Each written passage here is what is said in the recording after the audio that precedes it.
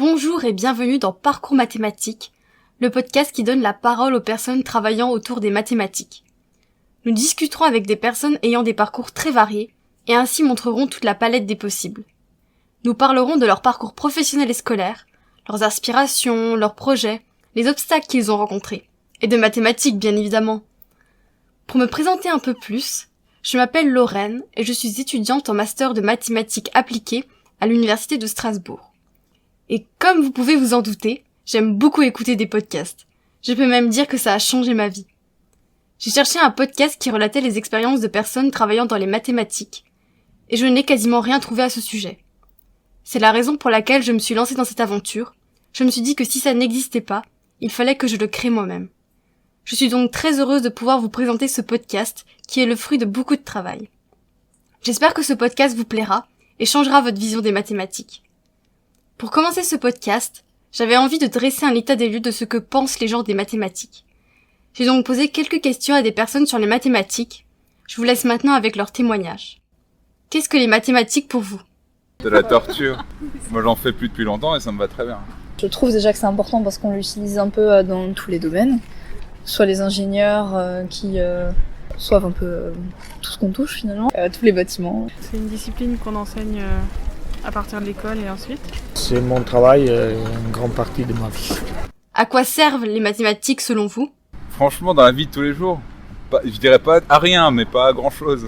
Pour faire des calculs de base, tu vois, mais genre tout ce qui est ce qu'on voit au collège ou au lycée, certains théorèmes, Pythagore, Thalès, tout ça.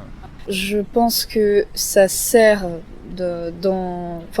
pas dans la vie de tous les jours, dans le sens plutôt social, quoi, mais ça sert dans la vie de tous les jours, dans tout ce qu'on voit, ou aussi tous des phénomènes physiques sont explicables grâce aux mathématiques. Enfin, c'est assez important, je pense, dans tous les domaines.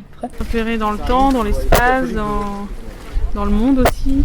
Ça dépend. Les mathématiques, ça sert pour toutes les sciences, la logique.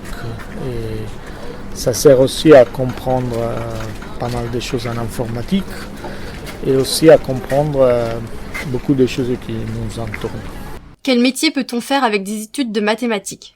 Déjà prof, sinon mathématicien, chercheur, je sais pas, il y a tout ce qui est ingénieur, tout ça. Il y a sûrement plein de trucs, mais on n'est sûrement pas au courant de tout ce qu'il y a aussi. Bonne question.